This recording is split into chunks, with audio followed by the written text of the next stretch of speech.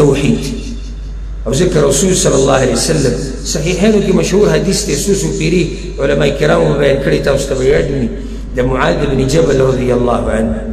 هغه وی زه یو پیر د رسول صلی الله علیه وسلم سره په خر باندې سور، او ما ته دا وی چې یا معاذ اتدري ما حق الله على العباد؟ معاذ ته تر دې خبرې پته شته چې د الله څه حق دی په بندګانو باندې؟ وی ما ورته چې الله ورسوله اعلم، الله او د الله رسول ته پته ده. وی ما ته وی چې فإن حق الله على العباد أن يعبدوه ولا يشركوا به شيئا.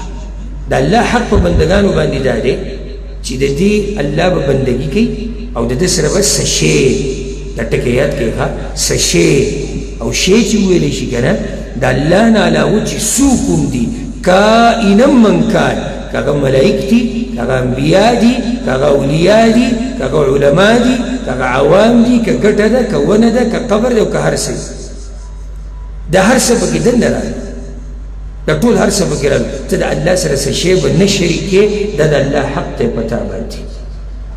بلکې توحید د دې په باره کې خو ډېرې خبرې دې ته کولو ته ضرورت نشته. دا موضوع دومره واضحه ده او دومره بیان شوې ده چې صرف تاسو ته دې دپاره کوم چې ذهن کې دا خبره صرف را تازه شي، او مؤمن دې ته ضرورت لري چې وخت په وخت دته نصیحت وشي. دا خبره ګوره یاده کړئ، فایده ده، یاده کړئ. اولنی اواز چې الله په قرآن کې کړی دی، اواز ندا، یعنی پلانیه، اے خلکو، اے مؤمنانو، اے مسلمانانو، دې ته ندا وایي په عربۍ کې.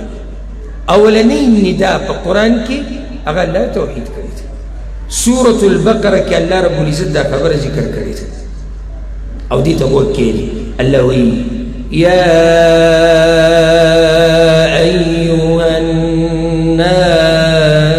الناس اعبدوا ربكم الذي خلقكم والذين من قبلكم لعلكم تتقون.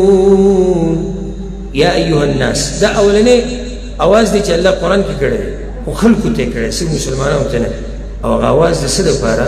اعبدوا ربكم الذي خلقكم، بندګي وکړئ د هغه رب چې تاسو یې پیدا کړي او مخکیني پیدا کړي دي.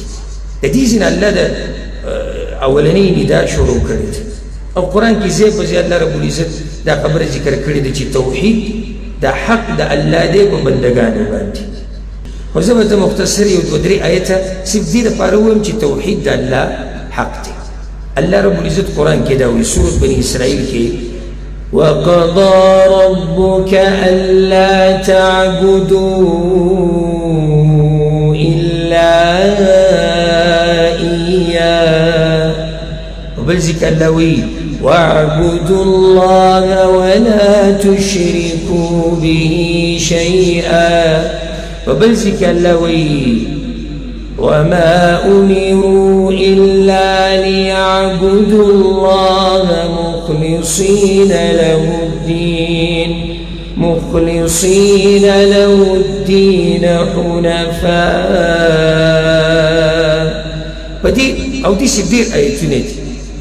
إمام ابن القيم رحمه الله إمام ابن القيم رحمه الله او ډیره ناشنا خبره کړې ده، وی قرآن خو ټول توحید او توحید هر آیت کې چې دې سوچ وکړو، بلکې که زه دې سوچ هر ټکي کې دې سوچ وکړو نو د الله توحید ته اشاره ده، او دا مبالغه نه وي، چې هر ټکي ته ته سوچ وکړې دا د الله کلام دی، او چې د الله په باره کې خبره راشي دغه توحید به رایادې. معنی دا چې قرآن د اول نه د اخره پورې دا ټول په توحید باندې دی.